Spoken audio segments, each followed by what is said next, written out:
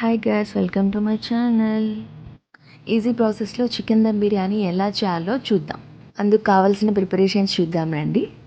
దానికోసం మనం నీట్గా క్లీన్ చేసుకున్న చికెన్ పీసెస్ని ఒక ప్లేట్లోకి తీసుకోవాలి. దానిలోకి కారం వేసుకొని అల్లం వెల్లుల్లి పేస్ట్ వేసుకోవాలి. నేను ఫ్రెష్గా రుబ్బుకున్నాను, మీరు ఏది ఉంటే అది వాడుకోవచ్చు. తర్వాత సాల్ట్ వేసుకోవాలి. అలాగే ఒక హాఫ్ టేబుల్ స్పూన్ పసుపు వేసుకోవాలి. దాని తర్వాత మనం కొంచెం గరం మసాలా కూడా యాడ్ చేసుకోవాలి. సో దాంట్లోకి మనం పెరుగు యాడ్ చేసుకొని మీకు ఎంత క్వాంటిటీ కావాలో అంత వేసుకోవచ్చు. నీట్గా మ్యారినేట్ చేసుకోవాలి, బాగా కలపాలి. సో ఇలా క్లీన్గా నీట్గా మంచిగా మ్యారినేట్ చేసి పెట్టుకున్నాం అనమాట. దీన్ని ఇప్పుడు మనం ఫ్రిడ్జ్లో పెట్టుకున్నాం. అట్లీస్ట్ 1 అవర్ ఉంటే బాగుంటుంది. అప్పట్లోపు మనం ఆనియన్స్ని డీప్ ఫ్రై చేద్దాం. ఆయిల్ బాగా హీట్ అవ్వాలి. నేను ఆనియన్స్ని ఇలా సన్నగా తరిగి పెట్టుకున్నాను. ఆయిల్ హీట్ అయిపోయింది. సో ఇలా వేసుకొని మంచిగా డీప్ ఫ్రై చేయాలన్నమాట. క్రంచీగా రెడ్ కలర్లో రావాలి. సో చూసారు కదా, ఇలా రెడ్గా వచ్చాయన్నమాట, పకోడీలాగా.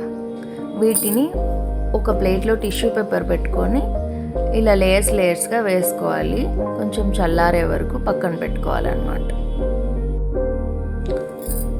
ఇవి ఇలా కట్ చేసి పెట్టుకున్నాను అనమాట గ్రేవీ కోసం.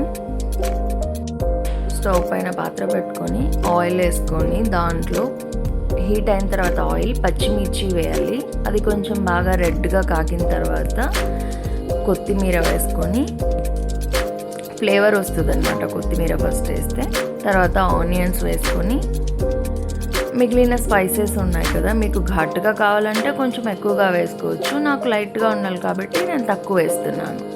సో వీటిని మంచిగా వేగనివ్వాలన్నమాట. రెడ్ కలర్ రావాలి ఆనియన్స్.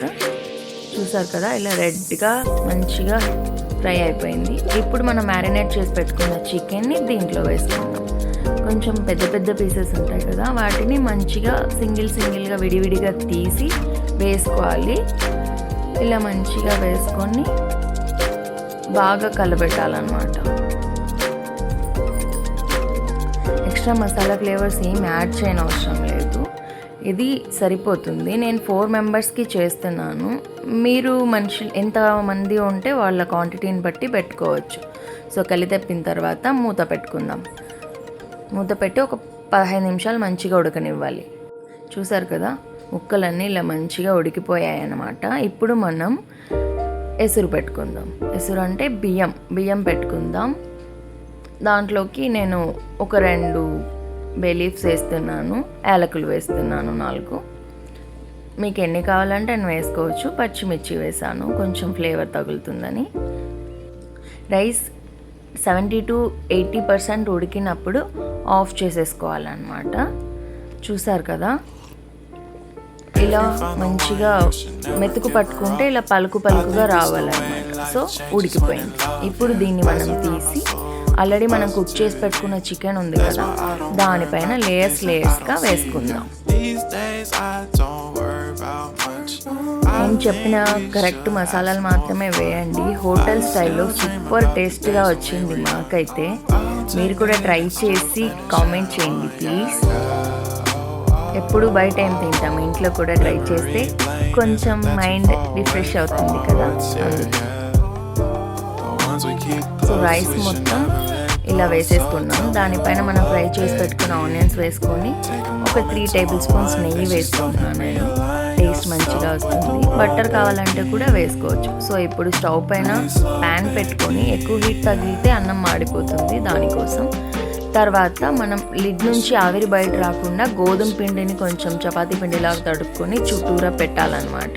అప్పుడు ఆవిరి బయట రాకుండా ఉంటుంది, అన్నం మంచిగా స్టిర్ అవుతుంది అన్నమాట. సో ఇప్పుడు మూత పెట్టుకొని దీనిపైన మీ దగ్గర ఏ వెయిట్ ఉంటే అది పెట్టుకోండి. నేనైతే మంచిగా ప్రెస్ చేశాను. మా ఇంట్లో చిన్న కళ్ళు ఉంది, దాన్ని పెట్టాను అనమాట. వెయిట్ కోసం మీరు ఏమైనా పెట్టుకోండి, బాగుంటుంది. ఫైనలీ టేస్టీ వేడి దమ్ బిర్యానీ రెడీ అయిపోయింది. చూసారా ఎంత మంచిగా వచ్చిందో, చూస్తుంటేనే నోరు ఊరిపోతుంది కదా. చూసారా మాడిపోలేదు, అన్నం మంచిగా ఉడికిపోయింది, ముక్కలు కూడా భలే ఉన్నాయి. టేస్ట్ చేసి చూద్దాం రండి ఎలా ఉందో. మసాలా క్వాంటిటీ కూడా మంచిగా సరిపోయింది. 1 కిలోకి నేను 4 కప్స్ బియ్యం వేసుకున్నాను, 8 గ్లాసెస్ వాటర్ వేసుకున్నాను. మీరు కూడా అదే క్వాంటిటీ ట్రై చేయండి. సూపర్గా వచ్చింది. మీరు కూడా తప్పకుండా ట్రై చేయండి. తిని చూద్దాం ఎలా ఉందో.